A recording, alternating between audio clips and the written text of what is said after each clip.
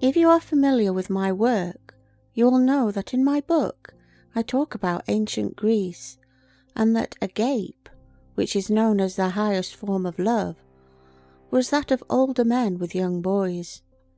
I also explain how this tradition carried on into Rome, the Catholic Church, and spread out through the whole of Christianity. But as I talk about this topic, please realize the same is true of Islam, Judaism, and all mainstream religions. So what happens when a religion removes the divine feminine and reorganizes love, loyalty, and devotion almost entirely around men?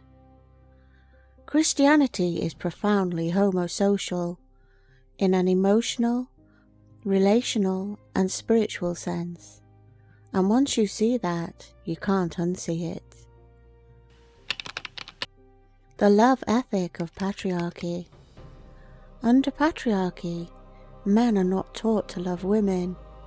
Men are taught to manage women, possess women, protect women, control women, extract labor, sex, reproduction, and emotional service from women. But love, real love, emotional intimacy, vulnerability, devotion, loyalty, is reserved for other men. Patriarchy is fundamentally a male love system. Christianity, particularly patriarchal and conservative Christianity, maps perfectly into this structure, as does Islam and Judaism. Christianity as a male love economy. Look at where emotional and spiritual devotion flows in Christianity. Love God the Father, worship Jesus the Son, follow the male apostles, obey male pastors, elders, bishops, admire great men of faith, Abraham, Moses, David, Paul, Peter. Women appear, but never as primary subjects of love. They are helpers, helpmeets, wombs, servants, symbols of purity or temptation, background labor. They are necessary, but never central. Christianity's deepest emotional attachments are male to male and male to God. That is what is meant by homosocial. But what about Mary? Every time the argument is made, someone says, what about Mary? Mary is not honored as a woman. She is honored as a vessel, a womb, obedience, virginity. She has no theology, no authority, no wisdom tradition, no autonomy. She exists because of what she carries, not who she is. Mary is not a divine feminine. She is a workaround for its absence. And historically, she functions as an emotional salve in a religion dominated by terrifying fathers, hell imagery, and violent masculinity, not as a full goddess. Compare Mary to pre-patriarchal goddesses, complex, embodied, powerful, destructive and creative, sexual and wise. Mary is not that. Male loyalty over women. Christianity consistently prioritizes male loyalty over loyalty to women. When men betray women, churches cover it up. Men protect men.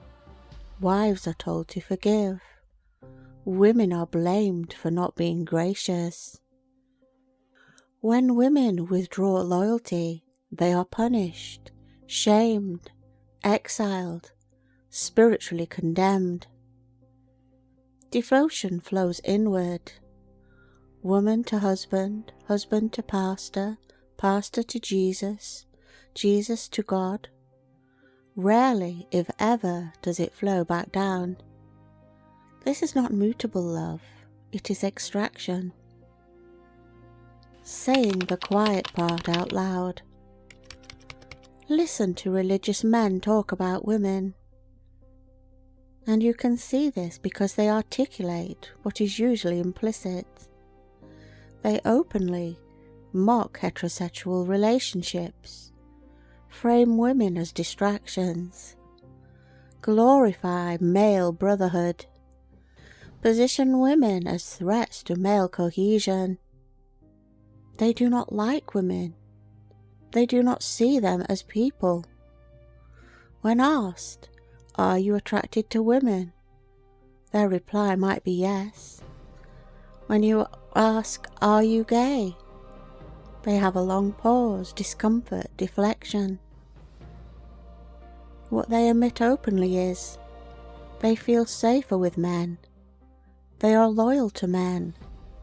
Women exist to serve the male project. This is the typical caricature of patriarchal Christianity. Compulsory heterosexuality. Patriarchy does not force heterosexual marriage because men love women. It forces it because women are a resource. Reproductive, sexual, emotional, domestic. Men love men. Men are loyal to men. Men build worlds with men. Women support that world from below.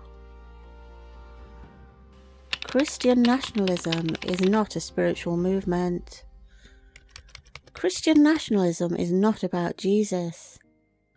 It is not about the Sermon on the Mount. It is not about compassion. It is a male identity project reacting to feminism. It offers male belonging, male hierarchy, male obedience, male worship. Women are defined only in relation to men. That is why it skews overwhelmingly male. That is why it is panicking. That is why it is obsessed with controlling women's bodies. Homosocial desire and homophobia. The system requires intense homophobia.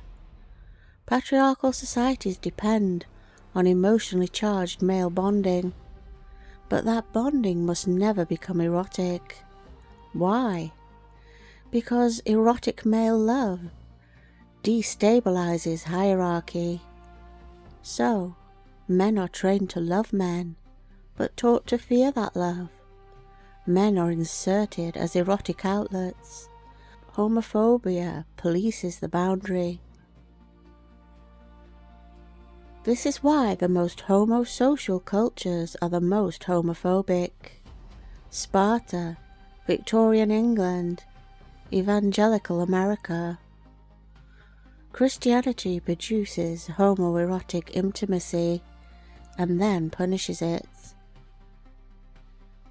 The Bible knows this. David and Jonathan, your love to me was wonderful, more wonderful than the love of a woman. We do not see equivalent language describing male love for women. Christian art is saturated with wounded male bodies, male devotion, male ecstasy. The church is bride to Christ. This is a religion of male emotional communion. Why women leave? Women leaving Christianity often say the same thing. I never felt like a real person. They were given service, duty, moral labor, but never love. Christianity cannot survive women being whole. It cannot survive women being embodied. It cannot survive women being divine. That is why it is panicking. Decentering Jesus. Many people leaving Christianity try to take Jesus with them. But eventually a question arises. Why do we worship traits in Jesus that we dismiss in women? If Jesus were a woman, kind, forgiving, gentle, intuitive, she would be ordinary, not divine. Patriarchy values femininity only when it comes with a penis. That realization is what forces Jesus off the center. Why this lens matters. So is Christianity gay? Not sexually, but structurally, emotionally, spiritually. It is a homosocial religion that centers men, worships men, loves men, fears male eroticism, exploits women to sustain itself. Once women stop supplying the labour, the silence, the obedience, the system collapses. And that is what we are watching happen right now. Thanks for watching, and if you haven't already, please subscribe. Bye for now.